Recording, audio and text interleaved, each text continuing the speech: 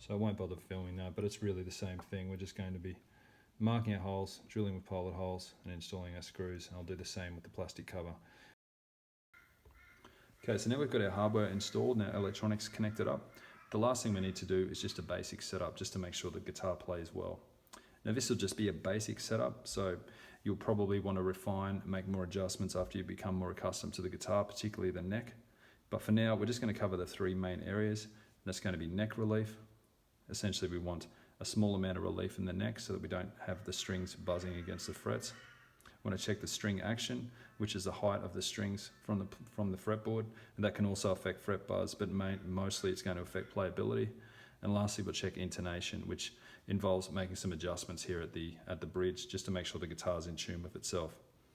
Okay, so it's important. First thing we do is get the guitar in concert pitch. So we want to make sure that we've got the right amount of tension on the neck at all times whenever we're making adjustments.